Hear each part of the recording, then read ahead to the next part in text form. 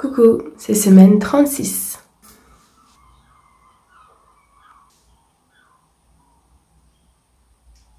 Donc, semaine 36, ça y est, plus qu'un mois, 4 semaines, on y arrive là. Ma dernière grossesse, ça a été plutôt un retard.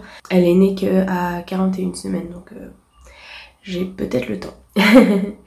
Mais on s'est déjà donc préparé, comme j'avais dit la semaine dernière, donc tout est déjà prêt.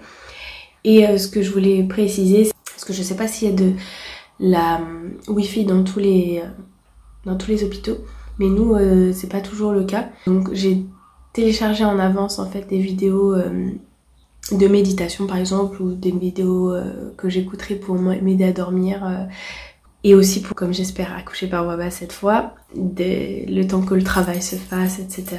Si je dois y rester des heures, et ben au moins j'aurai mes petites séances d'hypnose, de méditation pour essayer de gérer la douleur et faire passer le temps quoi. Et pareil pour mon mari, je lui ai dit, parce que là pour le travail il a le droit d'être là, et je lui ai dit de télécharger, je sais pas, des jeux ou quoi, enfin ce qu'il a envie, mais quelque chose qui a pas besoin d'internet quoi. Pour au cas où comme moi je suis dans mon coin à me concentrer sur les contractions et comment les gérer. Et puis lui, bon, il peut jouer au pire, je m'en fous moi. il peut rien faire le pauvre pendant ce temps-là. Et puis si j'ai besoin de son aide, il est là quoi. Et on est content parce que dans 10 jours, il y a la mère de mon mari qui vient aussi.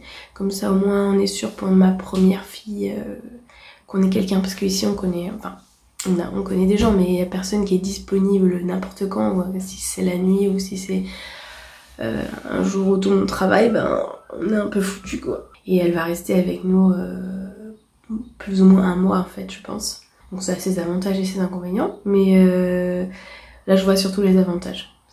Surtout je vais pouvoir me reposer un peu plus vu qu'elle va pouvoir s'occuper de sa petite fille, la première. Et puis je sens qu'elle va faire à manger un peu, tout ça, donc on va manger espagnol. Vu que sa mère est espagnole évidemment.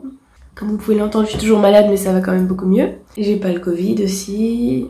Ah oui, et un petit tips, une astuce que j'ai demandé à la sage-femme. Quand on a déjà un premier enfant, comment on peut faciliter l'arrivée du deuxième? Est-ce qu'il y a une petite astuce que vous auriez à me donner? Elle m'a dit, bah, si vous voulez, vous pouvez voir si en lui offrant une poupée, un petit poupon à l'arrivée du bébé, et comme ça, elle va pouvoir vous copier. Elle va avoir l'impression d'avoir eu son bébé, et pendant que vous avez le vôtre. Donc on va voir, on a acheté la poupée et on lui donnera vraiment que au moment où le bébé sera là. Comme ça, elle pourra associer les deux en même temps. Que bah, elle aussi, elle a eu quelque chose de nouveau, entre guillemets, en fait, aussi. Et c'est pas parce que c'est une fille, hein, je pense que ce serait un petit garçon qu'on aura en premier, ce serait pareil.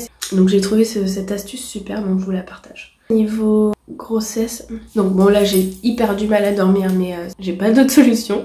Pour pouvoir respirer, il faut que je dorme assise en ce moment, mais c'est à cause d'être malade. J'ai remarqué d'ailleurs que c'est impossible de dormir si je mange le soir. Enfin, je suis pas bien, c'est trop dans mon ventre, et puis après j'arrive plus à respirer avec. Et donc je tousse. Et donc c'est horrible, et je me sens tellement coupable, je vous raconte même pas, de tousser autant comme ça pour lui, parce que j'ai l'impression qu'à chaque fois que je tousse, je lui fais mal en fait, ça le contracte, parce que c'est des quintes de toux quand même violentes. Après la toux, et je le sens qu'il bouge, donc ça doit le réveiller tout le temps aussi. Enfin je me dis, il est censé dormir, passer 90% de son temps à dormir, et en fait il est réveillé aussi tout le temps quoi, donc ça doit pas être terrible pour son développement non plus, ni pour mon repos, ni pour lui quoi, donc il est censé être en bonne santé, mais quand même quoi. Parce qu'il y a des psychologues qui disent que même quand ils sont dans le ventre en fait, c'est là, déjà à ce moment-là ils commencent à se construire en fait, à construire leur raisonnement, leur cerveau, ce qu'ils ressentent, parce qu'ils ont quand même des sens forcément du toucher, donc quand ça le contracte, voilà, les sens de l'ouïe, donc quand je tousse c'est fort, et donc ça doit peut-être ça lui fait peur, je sais pas, ça l'impressionne, et tout ça en fait va faire que peut-être, je sais pas, peut-être que ce sera un enfant plus angoissé, je vais loin je sais, mais après faut pas que je pense que ce soit juste à cause de ça si jamais c'est un enfant angoissé, mais peut-être qu'il y a sûrement d'autres facteurs, mais il paraît que ça peut jouer, donc parce en fait ils sont pas nés, mais ils existent déjà, donc et ils se construisent déjà en fait. Tout ce que nous on vit pendant la grossesse, ça a apparemment un impact sur le bébé quoi. Que ce soit notre état de stress, nos ressentis, peuvent le sentir. Alors un truc aussi que j'ai pas dit, c'est que moi je parle jamais au bébé, hein. Je suis pas du tout du genre à parler à mon ventre. C'est trop abstrait pour moi. Je lui parle dans ma tête, on va dire. Ouais, j'arrive pas à le dire à voix haute. Genre je le dis dans ma tête, genre tout va bien, non. En lui envoyant l'information, je sais pas comment le dire autrement. Et j'ai l'impression de me connecter un peu plus avec lui. Voilà, j'ai hâte qu'on commence cette vie à 4. Bref, j'ai beaucoup trop parlé. Et je vous dis à la semaine prochaine pour semaine 37. Salut!